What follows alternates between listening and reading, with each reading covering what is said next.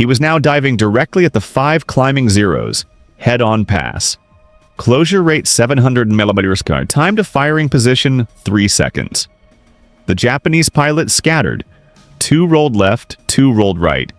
1 continued climbing straight ahead. That pilot committed to the head-on engagement, believed his aircraft's superior maneuverability would win the turning fight after the pass. Hanson fired at 400 YD. The relative motion made aiming difficult. Both aircraft were moving at high speed on converging vectors. The bullet stream had to lead the target, account for deflection, account for gravity drop, account for the target's rate of climb. 20 rounds hit the Zero's engine. The cowling exploded. Oil sprayed across the windscreen. The Zero rolled inverted and dove away, trailing black smoke. 7 down, 14 remaining. But the head-on pass had cost Hanson altitude and speed. He was at 5,000 YSFT and 260 km/h. The 4 remaining Zeros from the gaggle were reforming. 2 more Zeros from the scattered formation were joining them. 6 fighters now pursuing. Hanson leveled off and accelerated. The engine temperature gauge was in the yellow zone. Not critical yet, but climbing. The coolant leak was worsening. Red fluid streamed from the cowling in a visible mist.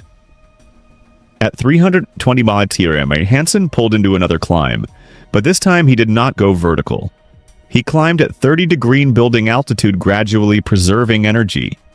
The 6 Zeros climbed with him. They were maintaining formation now. 2 aircraft in the lead, 4 in trail.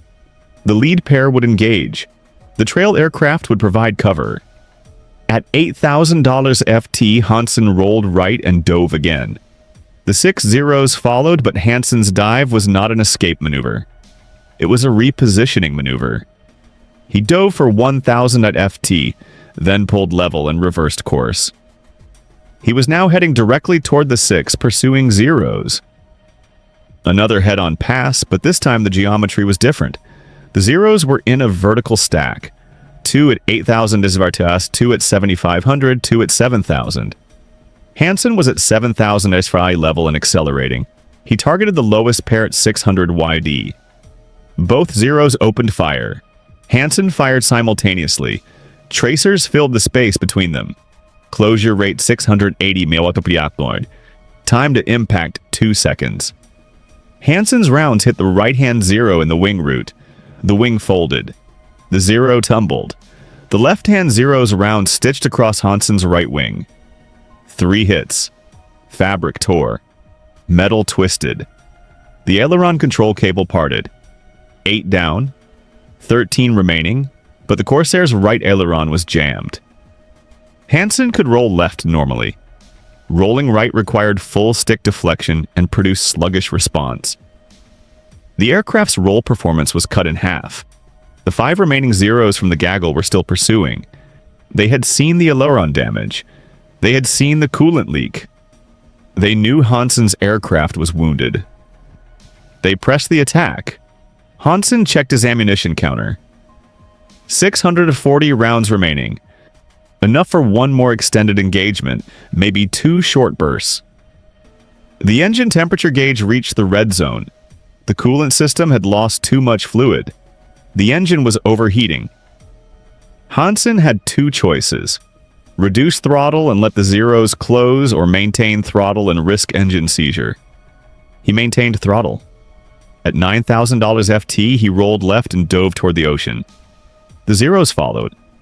They were at 400 YD in closing. Hanson leveled off at 2,000 found. The ocean surface was dark blue below. White caps marked the swells. The 5 Zeros were at 350 YD in closing. The engine temperature gauge was pegged in the red zone. The Pratt & Whitney was running on borrow time. The coolant leak had become a stream. Red hydraulic fluid coated the right side of the fuselage. The engine was losing power. Maximum speed had dropped from 470 mph to 390. The Zeros were faster now. They were gaining. At 300 YD, the lead Zero fired. A 4SE second-on burst. 30 rounds. Hanson rolled left. Full deflection. The only direction his damaged aileron would respond quickly. The tracers passed behind him, but the roll had cost him airspeed. 360 mph. 360. The Zeros were at 280 YD now. Hanson pulled into a climbing turn. Not vertical, not aggressive, a defensive spiral trying to force an overshoot. The Zeros climbed with him. They had altitude advantage. They had speed advantage. They had numbers advantage. At $4,000 FT, Hanson reversed the turn, rolled left again. The damaged aileron screamed in protest. Metal groaned.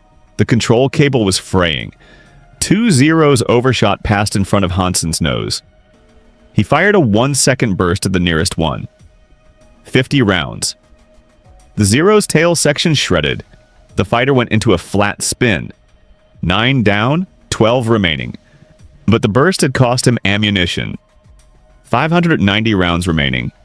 The gun camera was recording everything. But gun camera footage required confirmation. Wreckage witnesses. Without confirmation, kills became probables. Probables did not count toward official scores. The remaining 4 Zeros from the immediate gaggle had reformed. 2 on his left, 2 on his right. Bracket formation. Classic trap. If Hanson turned left, the right pair had a shot. If he turned right, the left pair had a shot. If he continued straight, both pairs converged. Hanson pulled vertical again.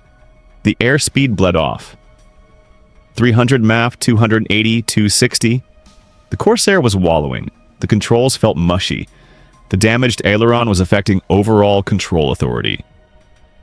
At the apex of the climb, Hanson rolled inverted and dove. But this time, his dive was not toward the Zeros.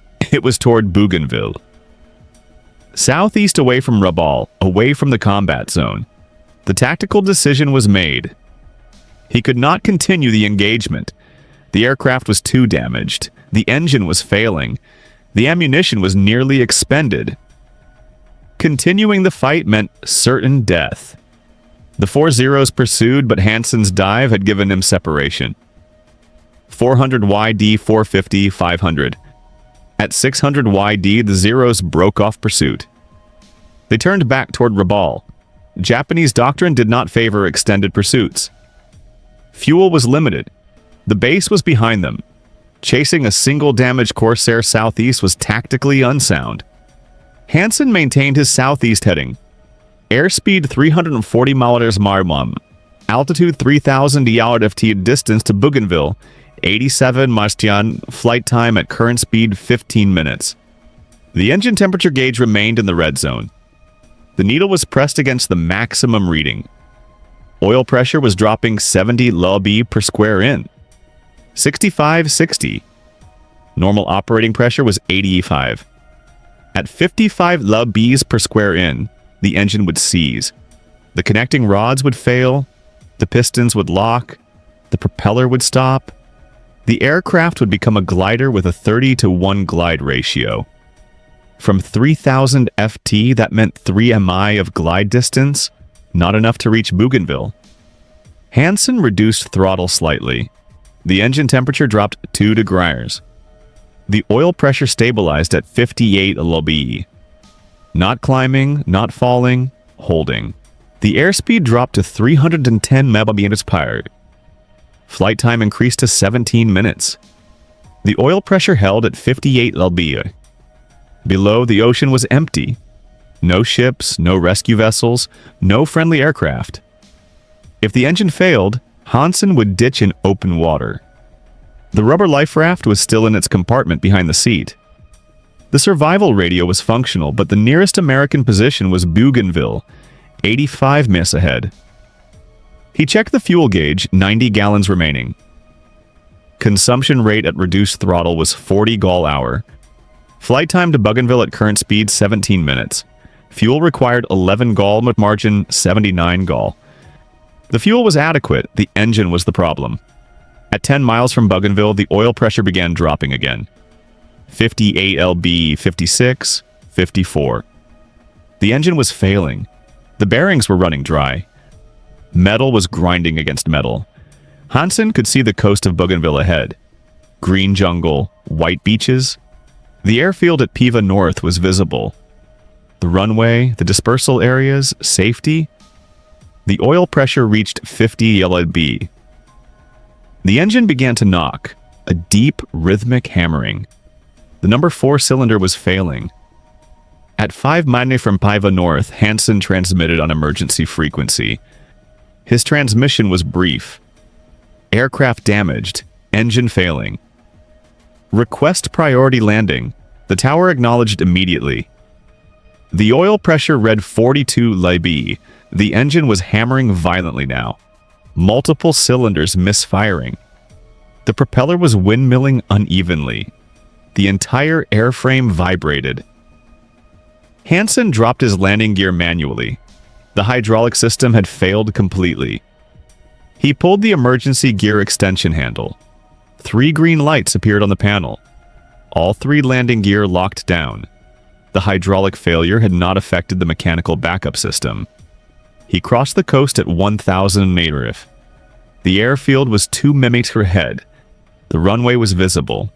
Fire trucks were already rolling toward the approach end. Standard procedure for damaged aircraft. The oil pressure dropped to 38 lb. The engine seized. The propeller stopped. The hammering ceased. The Corsair became a glider. Rate of descent 800 ft per minute. Distance to runway threshold 1 mile. Altitude 900 ft. Time to impact 67 seconds.